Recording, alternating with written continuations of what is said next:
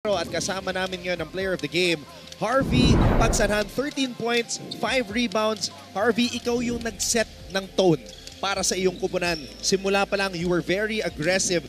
What was the mindset going into this game knowing that it was a virtual battle for the number 4 spot? Ayun nga, sabi ni Coach na kung gusto talaga namin makapasok ng Final Four, kailangan namin talunin yung Letran, which is sila yung kalaban namin sa pwesto. And then yung preparation ngayong game, mindset ko lang talaga na ma-stop yung scorer sa kabilang team. And then, yun nga, sa leader, yung aggressiveness, kailangan ko talaga simulan. Kailangan sa akin magsisimula talaga. Okay, ito naman yung question ko, hindi to normally tinatanong. Pero yung, anong iniisip mo sa tuwing umaatake ka tapos babanggay mo dun sa taas, dun kayo nagkikita? Anong yung mindset mo dun? Yun siguro, lagi lang ako go hard. Tsaka mas gusto ko talaga pag may contact sa ere, mas nababalance ko yung tira ko. Napakaganda, napakagaling. We have a question about balance later on. But before that, I want to ask this. Maganda ang kwento mo, Harvey, sa pagpasok mo dito sa NCAA as we see some of your highlights here. You played for Coach Jerson Cabintes in high school, but you played in a different college. Nag-separate kayong dalawa. But the connection has always been there. The friendship never wavered.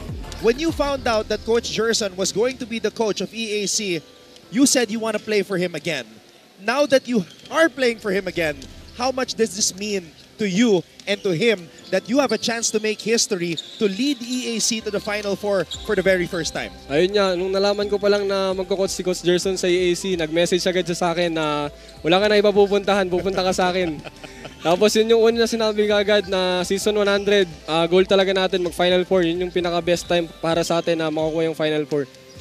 And alam mo yun, isa yan sa mga pinaka-sweet na feeling, yung player and coach na relationship na hindi nawawala all throughout. Doesn't matter if maaga kayo naging magkasama or medyo late na kayo naging magkasama. Yung relationship na meron dyan, hindi talaga mawawala. And very sweet yan. And syempre, may chance kayo na makapasok ngayon sa Final Four.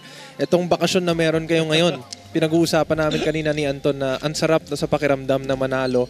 Tapos ganito kahaba yung break. Masakit to para dun sa matatalo kasi medyo matagal yung nilang dadamdamin yun. Ano magiging preparation mo, syempre, personally, dito sa break na to? Coming, papunta dun sa game nyo sa November 6. Siguro stay focused lang kami sa next game namin and siguro wag namin pabayaan yung sarili namin kasi mababaliwala lahat ng panalo namin kung matatalo kami sa mga susunod na games namin. So kailangan namin mag-focus talaga. Alright, so we have a very important question right now, Prince and I, because we have been wondering and talking about this for the entire season. You probably have the best posture among all the players dito sa NCAA. Yung likod mo talagang straight back. Kapag nag-drive ka, straight back. How did you maintain this perfect posture? Siguro inborn siya kasi yung dad ko, ganun talaga yung posture ng katawan niya. So siguro dati payat ako pero nung medyo tumatanda na, medyo lumabad yung katawan ko, pero ganun pa din yung katawan ko. Kaya kitang-kita mo yung core niya pagdating sa taas, hindi man lang lumiliko kahit na anong bangga, diretso pa rin eh.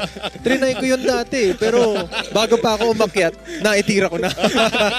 Yun pala yung diskarte doon Yung diskarte doon. Alright, Harvey, pwede mo na batiin lahat ng mga sumusuporta sa'yo.